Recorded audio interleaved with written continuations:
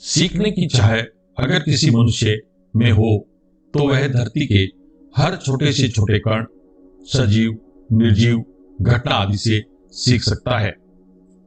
आज के वीडियो में हम जानने की कोशिश करेंगे कि आध्यात्म दर्शन जीवन मरण को एक चेतना प्रवाह की दो भिन्न स्थिति भर मानता है तथा कहता है कि मरण तो शरीर परिवर्तन की एक सामान्य प्रक्रिया मात्र है। मूलतः जीवन सत्ता कभी नहीं मरती, उसका अस्तित्व सदा बना रहता है। मृत्यु एक अटपटा, असामान्य तथा भयानक प्रतीत होता है।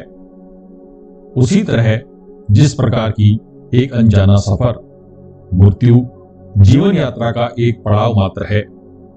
जीवन का अस्तित्व शाश्वत है, उसके प्रभाव में मृत्यु तो एक मोड़ मात्र है। इतना जानने के उपरांत इस बहुमूल्य जीवन का उपयोग उसी प्रकार से किया जाना चाहिए जो निर्देश तत्वज्ञानी महापुरुषों ने हमें दिए हैं। चरम लक्ष्य की प्राप्ति तभी संभव है। आज के इस वीडियो में हम उपरोक्त बातों को गहराई से समझने व हृदय में उतारने हेतु बीज की गति यानी बीज किस प्रकार से नष्ट होता है उससे कुछ अलग ही सीखने का प्रयास करेंगे। जी हाँ, बीज।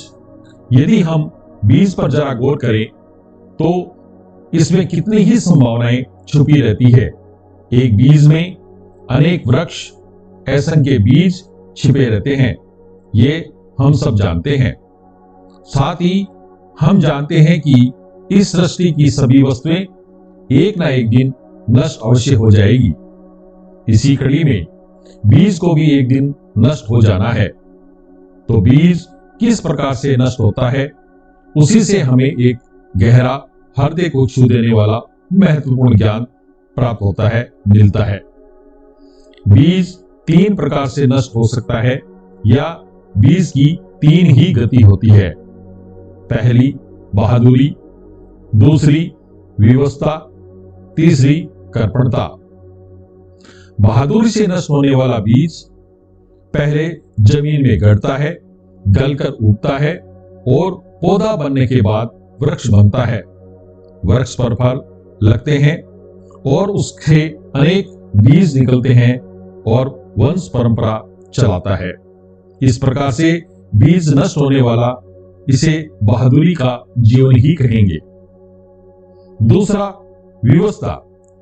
बीज की दूसरी गति यह है कि किसी गृहस्थ के हाथ में पड़े, पीसकर आटा बने और उस आटे से रोटी बने, जिसे जो खाए उसे कुछ शारीरिक शक्ति मिले और अंत में वह बीज मल के रूप में नष्ट हो जावे।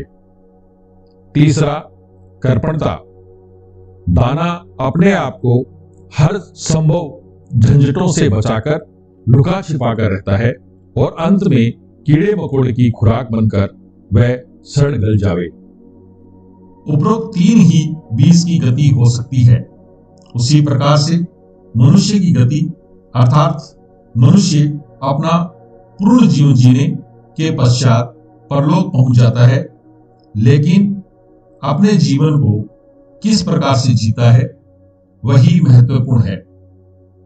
महापुरुष या वे पुरुष जो इस लोक को एक नई परंपरा या आदर्श स्थापित कर गए हैं, उनका जीवन बहादुरी वाला जीवन था। ऐसे लोग बीज बनकर अपने आप को गलाते हैं, अंकुर के रूप में फूटते हैं और पौधे के रूप में हरियाली से खेत की शोभा को बढ़ाते हैं।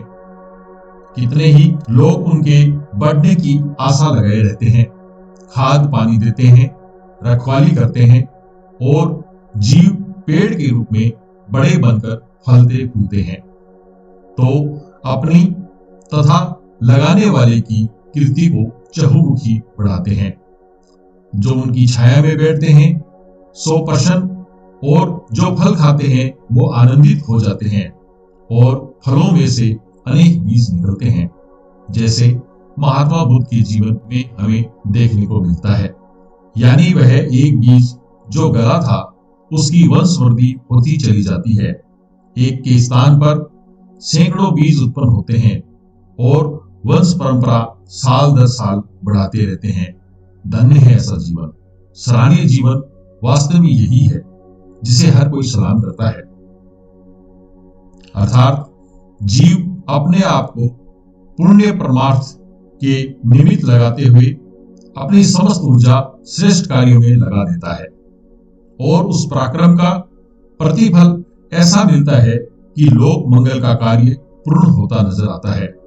पीछे एक नई परंपरा बनती है जिसका अनेक लोग स्मरण करते हैं। दूसरा, विवशता। दूसरी गति विवशता में मनुष्य अपने आप को किसी के हवाले होने दिया जाए।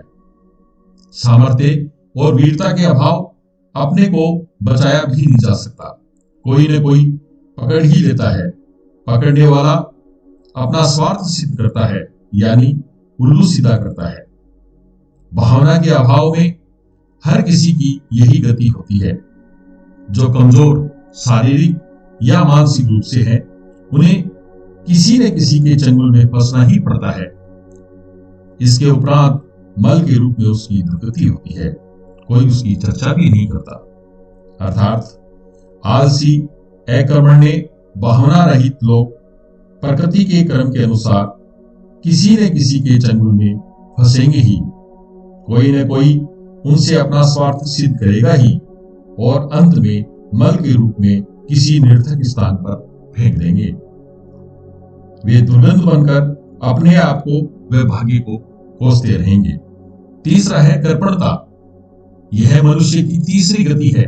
यह जीवन की संकुचित स्वार्थों की है, कायरों और कर्पणों की है, जो अपने आप को छिपाते बचाते रहते हैं, छिपते लुकते रहते हैं, किसी के काम नहीं आते, किसी के चंगुलों में भी नहीं फंसते और चाहते भी हैं कि कोई किसी प्रकार की हमसे मदद ना मांगे, और मदद मांगे तो अपने आप को वे छिपा लेते हैं। ऐसे लोग सड़ते हैं, घूमते हैं, किसी के काम नहीं आते। बचते लुकते रहने पर अंततः किसी न किसी कुचक्र में फंसते ही हैं। कीड़े मकोड़े उन्हें खाने लगते हैं और अंत में ऐसी धूली बन जाते हैं जिन्हें झाड़ बुहार कर कूड़े करकट के ढेर में फेंक दिया जाता है। अर्थात सबसे अभागे वे हैं जो अपनी जान बचाते रहते हैं पर वह भी बचती नहीं। कीड़े मकोड़े की खुराक बनकर हर दृष्टि से निरर्थक बन जाते हैं। ऐसा जीवन हर दृष्टि से निंदनीय और निरर्थक ही है। यहां हमें ये जरूर समझना होगा कि उपरोक्त तीनों प्रकार में से मनुष्य को कैसा जीवन जीना चाहिए। निश्चित रूप से बहादुरी वाला जीवन ही जीना चाहिए, यानी मानव को श्रेष्ठ बनाने हेतु अपनी समस्त ऊर्जा को धरती के उद्धार व मनुष्य जाति के विकास में लगानी चाहिए, या यूं कहें अपनी समस्त ऊर्जा लोक मंगल के कार्य में खपानी चाहिए, ताकि उस जीवन को सभी धन्य कह सके और मानव जाति के स्मृति पटल पर एक लंबे समय तक गहरी छाप अंकित हो सके। ऐसे मानव प्रातः वंदनीय व स्मरणीय होते हैं। दोस्तों, अगर यह वीडियो आपके हृदय की गहराई तक पहुंचा है तो इसे लाइक और शेयर करें। इस चैनल से जुड़े रहने के लिए अभी सब्सक्राइब करें और साथ ही साथ बेल आइकन भी अवश्य दबाएं। तो मिलते हैं एक और ज्ञानवर्धक वीडियो में। तब तक दीजिए मुझे इजाजत।